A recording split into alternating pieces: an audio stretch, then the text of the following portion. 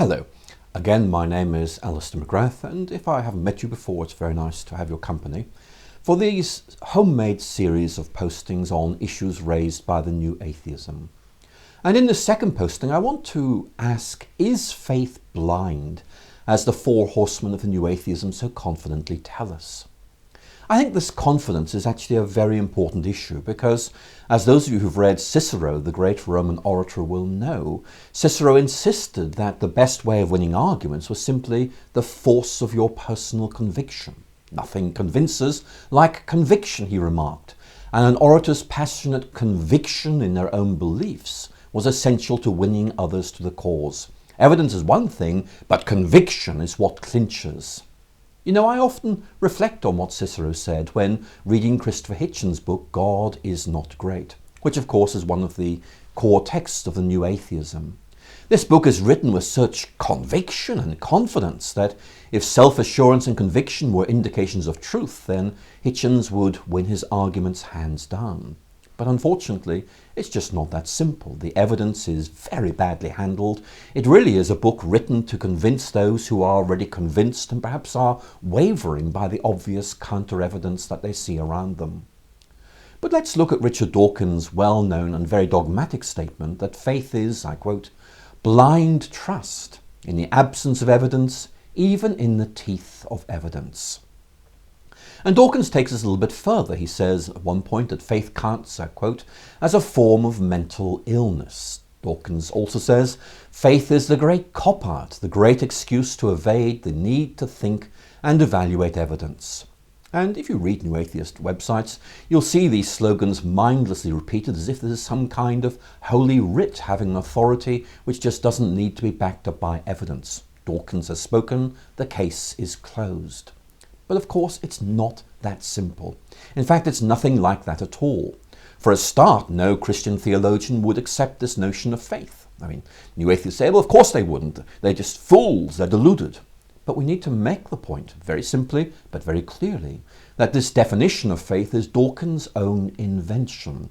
It's designed with his own polemical agendas in mind. If you're going to argue with somebody, you listen to them and get them right. And I'm afraid that's just not the case here. What is faith?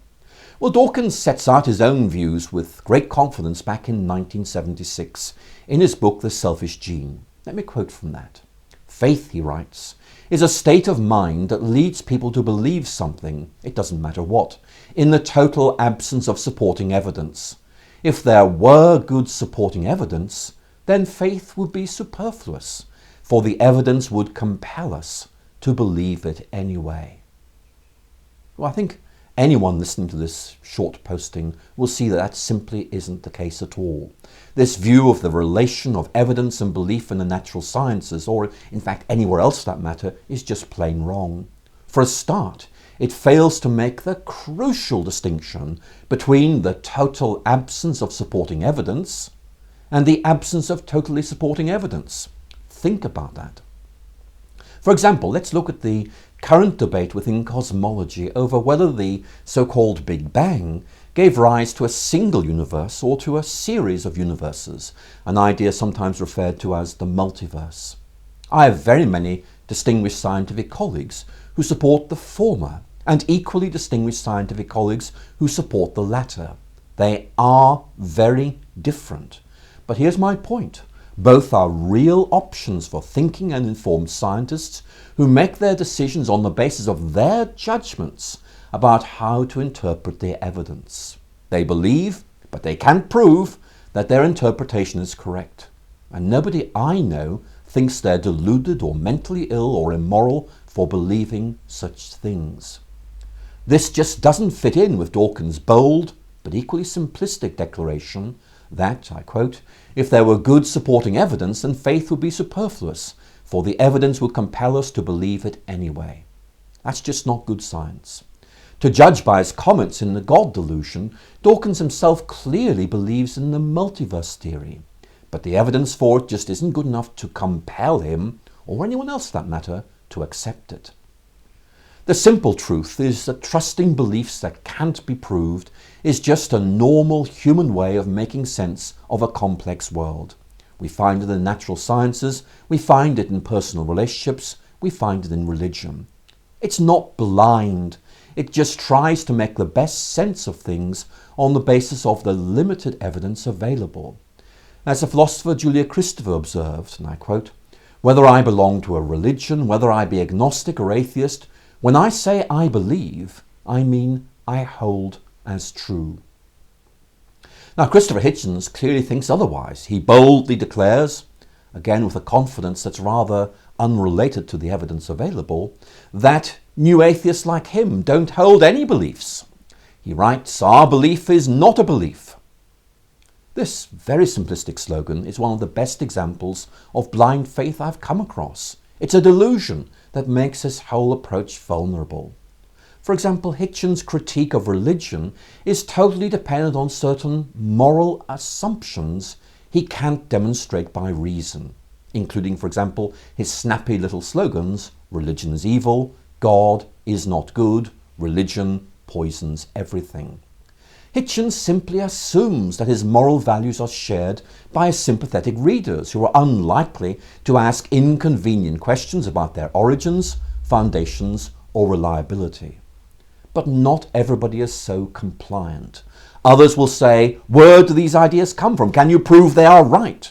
And when Hitchens is challenged to prove these beliefs, as he regularly is in public debate, I'm afraid he singularly fails to do so. His beliefs are indeed beliefs, whether he likes it or not. So, Mr. Hitchens, welcome to the human race. That's the position we're all in, including you.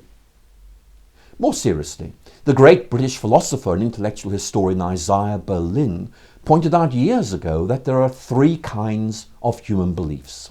First of all, those that can be proved by science. Secondly, those that can be proved by logic. And then thirdly, a rather big category of beliefs that can't be proved in either of these ways.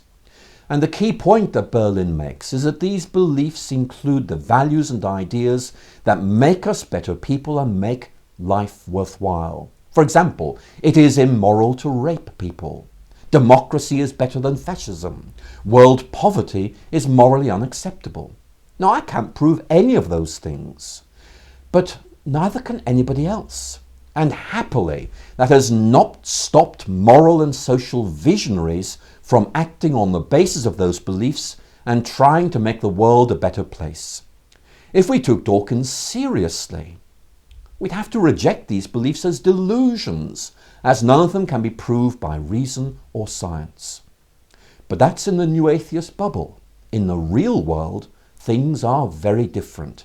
Here, as in so many other places, the real world bears actually rather little relationship to the fairy tale world of the new atheism. Christians hold that faith in God is not a blind leap into the dark. Rather, it's a joyful discovery of a bigger picture of things in which we are part. Faith offers me a bigger picture of reality. It doesn't just make sense to me, it makes sense of me as well. Faith isn't against reason, it simply goes beyond reason, getting us past the barriers that reason puts in our way to discovering the bigger picture of things. As C.S. Lewis once wrote, "I believe in Christianity as I believe that the sun has risen, not just because I see it, but because by it I see everything else." Now, clearly these statements will cause questions for some people, not least concerning the realms of reason and science so highly cherished by the new atheism. Well, I cherish reason and science as well, and so do most Christians. But they just don't take us where the new atheism seems to think they do. And we'll begin to explore this in my next posting.